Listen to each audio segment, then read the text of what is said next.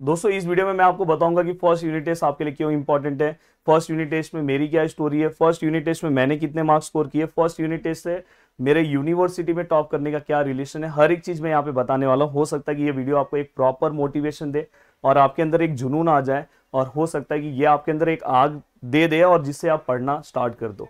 और जरूर आपको अगर मोटिवेशन मिले तो आप नीचे कॉमेंट करना, पर पूरा का पूरा वीडियो सुनना एक स्टोरी की तरह। और दोस्तों हो सके तो पूरा का पूरा वीडियो को अच्छे से सुनना, जिससे आपको एक अंदर मोटिवेशन मिले और हो सकता है कि आपके भी यूनिट टेस्ट के बाद आपके रिजल्ट में कुछ चेंजेस दिखाई दे। दोस्तों देखो, अगर मैं मेरी स्टोरी बता रहा हूं तो मैं मेरे बारे में बताऊंगा। मेरे कॉलेज में ए से लेके एच डिवीजन था जब मैं कॉलेज में था, और लास्ट में तो एक डिवीजन और उन्होंने बढ़ाया, तो आप समझ सकते हो कि एक और डिवीजन यहाँ पे बढ़ गया था। और ओवरऑल हर डिवीजन में 60 से लेके 70 के बीच में स्टूडेंट थे, और मैं मेरे कॉलेज में तो मतलब ओवरऑल आप मैं समझ के चलता हूं कि 550 से लेके 600 के आसपास स्टूडेंट थे, ओवरऑल स्टूडेंट कॉलेज में फर्स्ट ईयर में। अब यहाँ पे अगर मैं ध्यान दूं तो मैं डिवीजन बी में था। मेरा रोल नंबर मुझे भी याद है दोस्तों, 211 था। 211 रोल नंबर मेरा इसलिए था कि डिवीजन बी के रोल नंबर्स 2 से स्टार्ट होते थे, तो मेरा रोल नंबर 11 था, पर मैं यहाँ पे आगे 2 लगा रहेगा, तो डिवीजन बी में जितने भी लोग होंगे उनका रोल नंबर 211 से ही रहेगा। जो सी में रहेगा उसका रोल नंबर 311 रहता, मतलब 301 302 ऐसे रहेगा। अब ये मेरा रोल नंबर था। अब क्या हुआ दोस्तों, मेरे लिए एक सबसे बड़ा प्लस पॉइंट क्या था पता है? सबसे बड़ा प्लस पॉइंट मेरे लिए एक प्लस पॉइंट ये था कि मेरे घर में ऑलरेडी प्रोड्यूसर इंजीनियरिंग में थे, तो ये मेरे लिए सबसे बड़ा प्लस पॉइंट था कि मुझे बहुत अच्छा गाइडेंस था।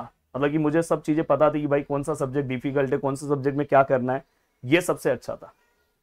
तो जब मैं कॉलेज में गया, कॉलेज में जाने के बाद अब देखो मेरे क्लास में बहुत सारे टॉपर्स हैं, मतलब हर क्लास में हर डिवीजन में 12th के अलग अलग टॉपर्स बैठे हुए हैं, मतलब हर एक डिवीजन में बैठे हुए हैं।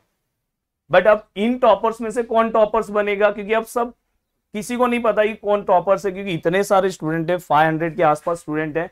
किसको क्या पता है कौन से डिवीजन का कौन है, कौन से डिवीजन का कौन है, कुछ नहीं पता है। कुछ दिनों में धीरे धीरे सबको सब पता चलने लगता है। तो मेरे लिए एक प्लस पॉइंट था कि मुझे पहले से ही पता था कि भाई मैकेनिक्स जो सब्जेक्ट्स हैं, मैथ्स जो सब्जेक्ट्स हैं, ये सब ऐसे सब्जेक्ट्स हैं जिसको बहुत अच्छे से रेगुलर प्रैक्टिस की जरूरत है। तो मैं अपना मतलब जो भी मेरे बुक्स थे, मैं बहुत, उस टाइम पे यूट्यूब भी नहीं हुआ करता था ना, तो मैं कोई क्लासेस जाता था, और मैं खुद से ही अपने से ही चीजों को कवर करता था। मेरा थोड़ा पढ़ने का तरीका अलग था। मैं थियरी पेपर जब लिखता था, वो भी मैं आपको बता रहा हूँ, थियरी पेपर में मैंने बहुत सारे सब्जेक्ट्स में, मैंने बोला ना, मैंने केमिस्ट्री के अंदर मेरा 60 मार्क्स का केमिस्ट्री था, इवन मैंने 58 मार्क्स स्कोर किया है केमिस्ट्री के अंदर। रीजन क्या है पता है? 58 मार्क्स पॉसिबल ही नहीं है। लोग बोलेंगे 58 मार्क्स कैसे पॉसिबल, मैंने स्कोर किया। मेरा रीजन क्या था पता है? मैं क्या करता था, जो मेरे बुक्स रहते थे, जैसे मेरे टाइम पे टेकमैक्स के बुक बहुत ज्यादा चलते थे, तो टेकमैक्स के बुक्स बहुत ज्यादा चलते थे, तो मैं भी टेकमैक्स का बुक मैं भी लेता था।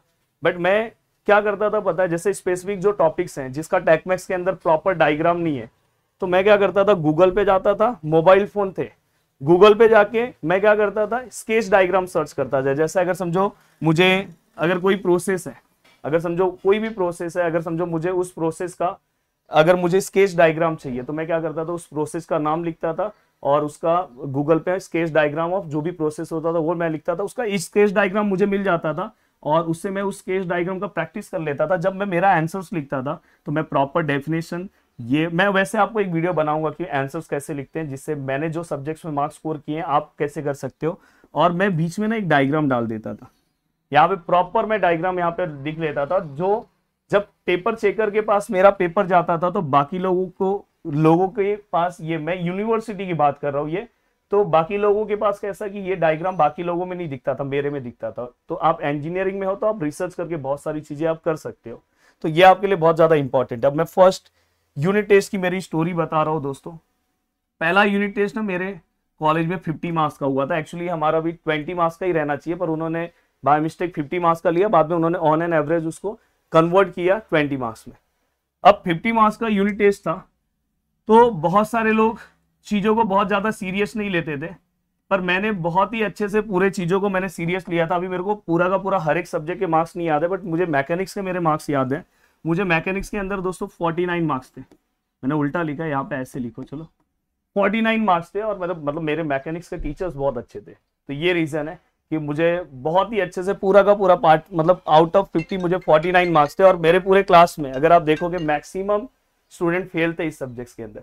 तो जैसे ही मुझे मार्क्स मिला, जैसे ही क्लास में पेपर डिस्ट्रीब्यूट होता है, तो जैसे ही मेरा मार्क्स आया तो पूरे क्लास के सामने, अब देखो क्लास में 1 मंथ तक कोई किसी को इतने अच्छे से नहीं जानता। और मेरा नेचर क्या है, मैं कभी किसी टीचर्स को जब कोई टीचर अगर पढ़ा रहा है तो मैं बीच में कुछ नहीं बोलता। और मैं कभी किसी टीचर को, कोई टीचर सही पढ़ाए या गलत पढ़ाए, मैं बीच में डिस्टर्ब नहीं करता। मेरा नेचर है कि जो बेचारा पढ़ा रहा है उसको पढ़ाने दो, कोई दिक्कत नहीं है, मैं अपने से करूंगा जितना मुझे समझ में आ रहा है। मैं मेरा ये नेचर है। तो मैं कोई क्लास में एक दूसरे को जानता ही नहीं था। पर जैसे ही मुझे 49 मार्क्स मिले, जब मैं, क्योंकि बाकी सब्जेक्ट में मुझे अच्छे मार्क्स थे, मैं मैकेनिक्स की बात कर रहा हूँ, तो जब मैं खड़ा हुआ तो सब लोग मेरी ओर देखने लगे, भाई 49 मार्क्स।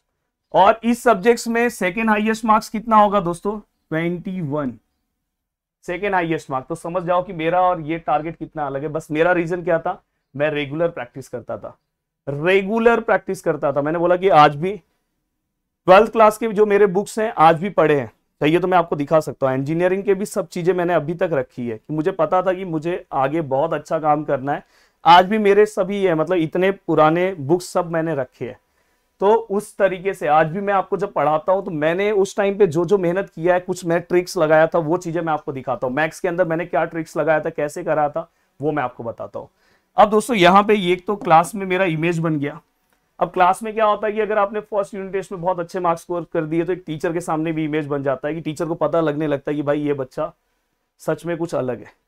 तो उससे क्या होगा कि आपको टर्म वर्क में अच्छे मार्क्स मिलेंगे, सब चीजों में आपका मार्क्स में एक अलग होगा। और कॉलेज में आपका एक इमेज जो है, अब देखो इतने सारे बच्चे हैं कॉलेज में, मुझे हर बच्चा फर्स्ट यूनिट टेस्ट में ही जानने लगा। रीजन उसका क्या था पता है? मेरे कॉलेज में जैसे ही मार्क्स मिलता है, जैसे अभी मेरे क्लास में मार्क्स बांट दिया सब्जेक्ट का, मुझे पता है, मुझे नहीं पता कि डिवीजन सी में किसको कितने मार्क्स है, डिवीजन ई में किसको कितने मार्क्स है, एच में किसको कितने मार्क्स है। पर कॉलेज क्या करता है पता है? अब तो चलो व्हाट्सएप है, ये सब है, सभी चीजें व्हाट्सएप पे आ जाती है। उस टाइम पे कॉलेज क्या करता था पता है? कॉलेज के बाहर पेपर्स पे लिस्ट रिलीज करता था। समझो ये डिवीजन ए के रिलीज है, बी सी डी एक ही साथ पूरा लग जाता था। और ब्रेक में जैसे ही, अब आपको पता है इंजीनियरिंग का ब्रेक जो है 45 मिनट्स के आसपास होता है, जैसे ही ब्रेक हुआ सब लोग नीचे एकदम भीड़ लगा के रखे और एकदम बंच में, कि भाई बहुत सारे लोगों को, कैसे कि बहुत लोगों ने किसी के मार्क्स नहीं देखे थे, हो सकता है किसी के क्लास में पेपर डिस्ट्रीब्यूट नहीं किया गया होगा, कोई कोई सब्जेक्ट, जैसे मेरे क्लास में भी 1-2 सब्जेक्ट के पेपर मार्क्स पे बताया था, यहाँ पे डायरेक्ट क्लास में नहीं दिया था। तो मैं डिवीजन बी में था, लोग ऐसे आते थे कि फाइनल मार्क्स यहाँ पे लिखा था और परसेंट लिखा था, ऐसे परसेंट लिखा हुआ रहता था दोस्तों। तो लोग ऐसे आके चेक करते थे, यार ये देखो ये देखो ये देखो, और सब एक दूसरे के डिवीजन का भी देखते थे। लोग ऐसे आते थे, ऐसे देखते थे, यहाँ पे 75, 25, 35, 45, 65, 35, 45।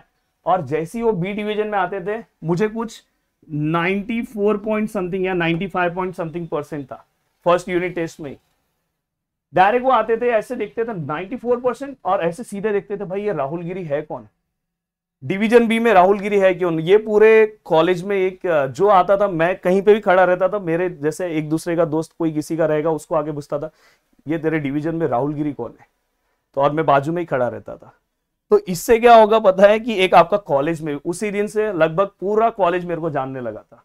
तो मैं चाहता हूं कि एक कॉलेज में भी आपका इमेज होना चाहिए। कॉलेज में इमेज क्रिएट करना सभी के लिए, यूनिट टेस्ट पहला, आपके मार्क्स के लिए भी, आपके इमेज के लिए भी बहुत ज्यादा इंपॉर्टेंट है दोस्तों। और अगर मैं ये ऑनलाइन प्लेटफॉर्म पे चीजें बता रहा हूं तो मेरे कॉलेज के भी सभी लोग देख रहे हैं। तो ये चीजें ऐसे नहीं कि मैं बस हवे में बता रहा हूं, कि कॉलेज के हर एक जो, अब मैं यहाँ पे किसी भी कॉलेज का कोई भी नाम नहीं ले सकता, पर यहाँ पे सभी लोग, सभी टीचर्स भी ये वीडियो को देखते हैं, मेरे भी टीचर्स वीडियो को देखते हैं। तो ये जो स्टोरी है, ऐसे बहुत सारी स्टोरी है मेरे साथ, मैं चाहता हूँ कि आपके साथ भी ऐसी स्टोरी बने और आप भी बहुत अच्छे मार्क्स स्कोर करो। जय हिंद दोस्तों।